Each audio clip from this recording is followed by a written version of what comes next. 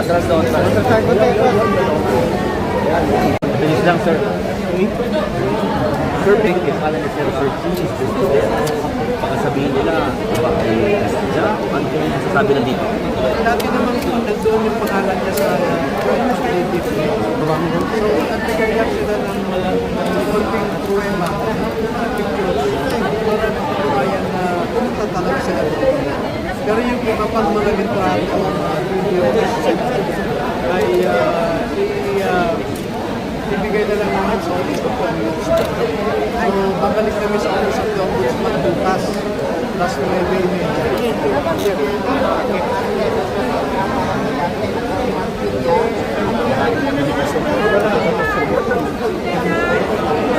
yun yung nasa wala namang binago.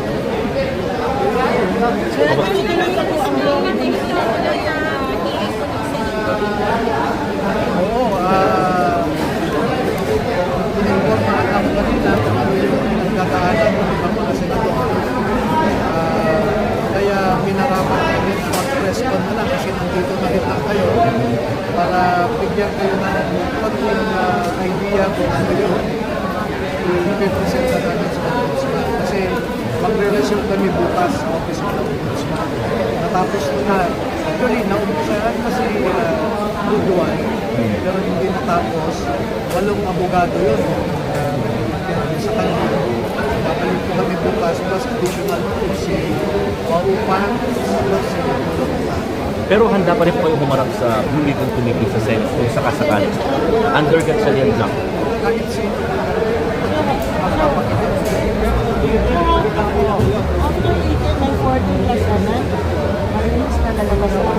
actually, marami po yan. Depende sa kung ayaw pa rin nilang maniwala, baka si Santikot, mahuin ko na rin. So, gaano sila? Oo. Binibiro lang kita. Wala akong nagservesa. Okay. Attorney, napansin namin kanina na nagsalita si Gerald. Sino pa ba yung apat na bago? Yung apat, si Tamboa, Senisa, Pastor, at sa Tabagan. Ilan lang nagsalita sa kanila? Parang nagsalita lang. Yung nasa likod na dalawa. Dalawa sa harap, si Tamboa, si Pandirama, sa Tabagan. Ano ka pa ba? Dahil sabi ko na alam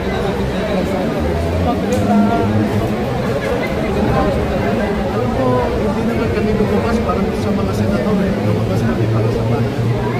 Agad nandyan ang mga kababayan natin na makinig at naghahanap ng justisya sa pagnanakaw.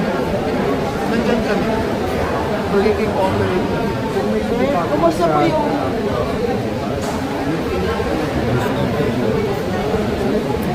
sana kami magpapano sa Senado. Naghihintay kami na dumaan sa kanila yung kitaran. Yun ang mas mabigat na problema na nakarap. It's not really the corruption now. That is our more serious problem. We are now facing a failed state action.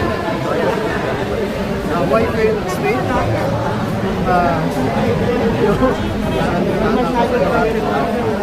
Failed state na tayo dahil ang government, there is no more governance. No? Yung tinatawag natin equality between branches of government, executive, legislative, and judiciary. The executive already captured the legislature. Captured na ang legislature. So wala na yung equality, wala na rin yung checks and balance. Congress can no longer check on the executive. Yung gobyerno ngayon is no longer serving and protecting the people. So why? Yung pagnanakaw na ito ay nawalan ng pondo para sa mga hospital, eskwelahan, sa disaster, at makikita ninyo, biktima na ang mga Pilipino. At there is an emerging school of law in international humanitarian law that if there is a systematic and widespread corruption that is taken by government, that amounts to a crime against humanity. So yung gobyerno natin ngayon, hindi na nagsiserve ng interest natin. Yung ekonomiya, bumabagsak. Yung rule of law, yung batas natin, weaponized para habulin ang mga kalaban sa politika. Pagdating sa sovereignty, wala na tayong sovereignty kasi the administration now is willing to surrender Filipino citizens to a foreign jurisdiction, which is ICC. Ang sinabi nga ni Matibag, sa mga susunod na araw ay babahain ang Pilipinas ng ICC warrants of arrest. So gusto nilang ipa-aresto sa ICC ang mga Pilipino. Samantalang meron tayong functioning judicial system. So, sinurrender nila ang sovereignty natin. So, failed state na po tayo. Thank you. Kaya ba? Attempt pa na. Ito yung mga maliit na kabila ng dahil kayang na mga pagyayari na kapatid. Sila sa kabila ng mga maraming ganito. Sanay naman sila sa mapanganib na sitwasyon.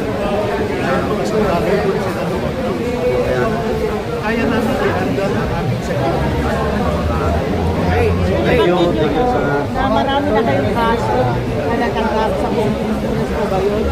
Gusto ko sa'yo sa kanila. Meron na sa Marawi, Surigao, Paano ko nag-gather din sa iba't ibang magkasabay yung mga and then yung mga pinay nila sa labas ng Quezon City, dapat i-dismiss yan. Kaya na i-advise ko yung make barbers, i-review nila sa kanilang mga abogado yung Article 360 ng Revised Penal Code. So sir, ano sa palagay niyo ang mga nangyayari ngayon? Kung sino yung naglabas ng katotohanan, yun pa yung nakukulong? Nakahanda po ba mga Marines natin? Kayo po ba nakahanda po dito? Yun na nga ang mas mabigat nating problema, sabi ko, yung failed state. Dahil yung mga batas natin ngayon ay ginagamit laban sa kanilang mga political opponents. Wala na yung rule of law na sinasabi. Maraming salamat. Kung panalo kami, panalo ang isang bayan ng Pilipino. Yes, mabuhay kayo, Kung matalo kami, actually talo rin ang isang bayan ng Pilipino. Tama. Maraming salamat, WBS, sa ating mga kababayan. Palagay ko panahon na para sa mga Pilipino ay pawiin muli ang tinatawag nating all government authority emanates from the people. Ang mga tao ang pinakamakapangyarihan sa bayang ito. Huwag natin isuko ang kapangyarihan na yan. Dahil kung isusuko natin, meron na tayong isang dictatorship ng isang grupo ng mga politiko na ginagamit nila ang puwersa ng gobyerno laban sa atin. We will be no different than China. In China, we have the dictatorship of the Communist Party of China. In the Philippines, we have the dictatorship of the Maleta Gang. Thank you so much, Happy Morning. Thank you.